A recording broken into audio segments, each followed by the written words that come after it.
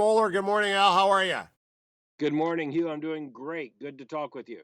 You're in the greatest private book collection in America. I've been there. I smoked a cigar in my cigar smoking days with you. Has it grown?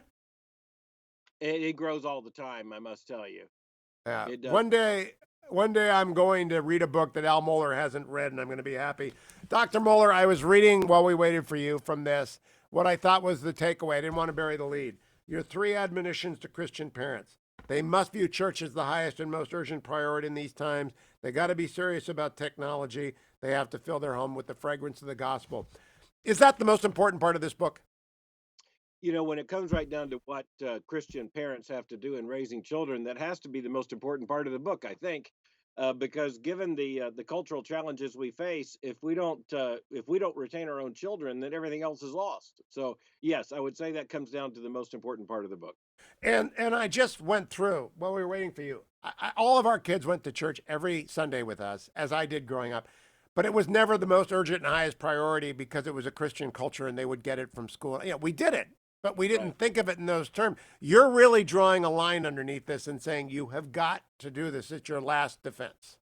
That's right. We are now in the midst of what I know you'll remember Paul Hollander called the adversary culture, and Christian families and Christian churches are the last bulwarks against an encroaching, secularizing culture that will be increasingly hostile.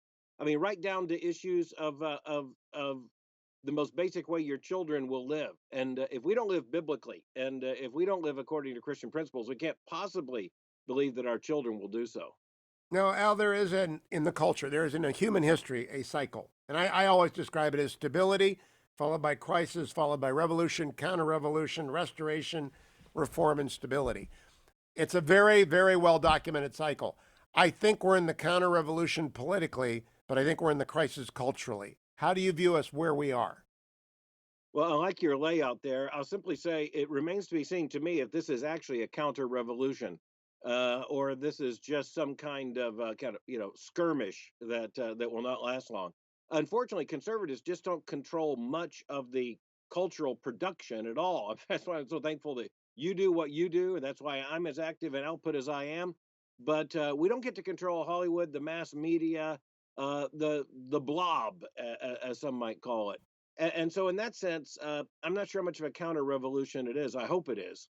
Now, But when in it the comes to, go yeah, ahead, go ahead, go ahead. I was just going to say, but when it comes to Christians in the United States and in much of the West, we've got to move into that mode of being resistance, happy, joyful in Christ, but a resistance to this culture. You began the book. I was very cheered to see you quoting Dominion. I've had Tom Holland on this show.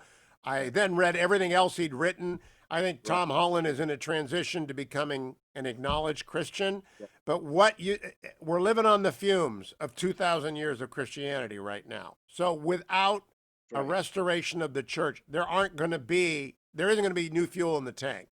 Correct? No, no, the absolutely the cultural deposit that made this civilization possible is historic biblical Christianity, and once that's been evacuated, we've been I think you said living off the fumes. We're living off a dissipating inheritance, and there isn't any other cultural capital to pour into this. There's nothing else to help sustain human dignity, the sanctity of human life, the reality of human rights is something other than merely procedural and positive.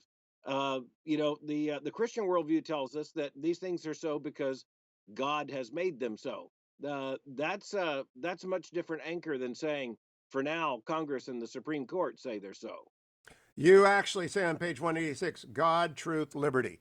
That's the bottom line. You've got to make Right. truth claims about God and about freedom, or you cannot stand on the position that you hold.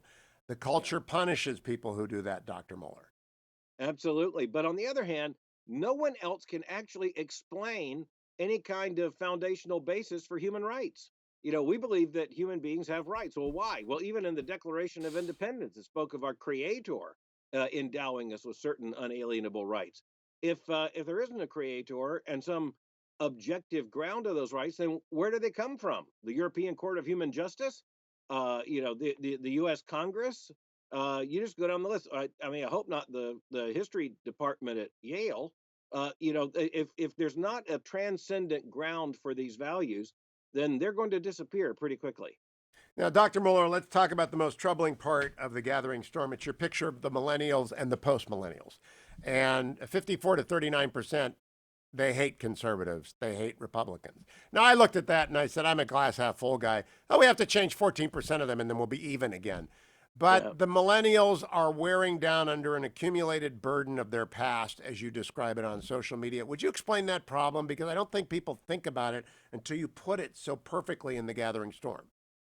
Well, thank you, Hugh. You know, every generation inherits from the generation before it, and what the Generation Z and the Millennials inherited was kind of an exhausted cultural and moral argument, and they've grown up in a context in which the thou shalls and the thou shalt nots have been created by artificial entities such as Hollywood and again this adversary culture, and so for many of them, any specific Christian truth claim or even resistance claim, you know, concerning sexuality or gender, it's as if the culture then parks a bus right on their foot, and they just feel crushed all the time. And you know, just imagine an 18-year-old showing up on a major college or university campus, moving in the dorm, and immediately people try to figure out, you know, are you cool or not?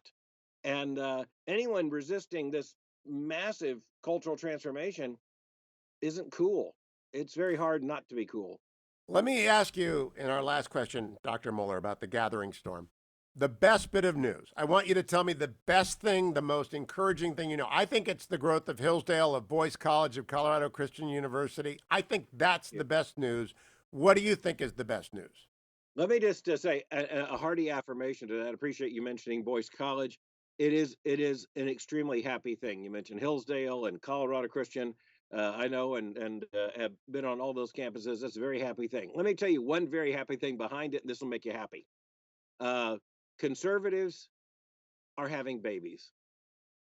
And out the rest of the world, out babying the rest of the world. I recalled I was reading Rick Atkinson's first volume on the American Revolution, and it was just reminded and couldn't help smiling when I heard Benjamin Franklin say back to the British, "We have quite a manufacture of men." Uh, in other words, we're producing babies, and so that's a good thing. That's a good thing. It's very much like Jeremiah, the Old Testament. What do you do when there's a challenge? You have babies, and you raise them in Christian love, in the Christian family, in the nurture and admonition of the Lord. And your resistance culture is probably right now screaming in a crib. Yeah, Rod Dreher Hmm. said family is the most important thing in times when the curtain comes down. The gathering storm makes the same point. That's right. Has it been heard by churches and by pastors and by the community of faith? Yeah, you know, Hugh, I'll say I think it's been heard because there's been kind of a desperation to hear what in the world do these things mean? How do I connect these dots? That's why I use the title, "The Gathering Storm," and what do we do? You know, if it were just a diagnosis of the sinking of the Titanic, that wouldn't be all that helpful. But there are things we can do, and I mean, you're doing it every day on your program and in your columns. There are things we can do, so let's just get out and do them. You know, What joyful what conservatives are the most disconcerting force in this kind of society. you and Arthur Brooks back to back. We can turn back anything. The Gathering Storm by Dr. Albert Mohler. It's in bookstores everywhere. Go out and get it, America. I really, really believe you need to read this. Thank you, Doctor. I also really, really believe that if you're going to exercise, I'm not going outside today. It's raining like the ark. I mean, it's Noah time, and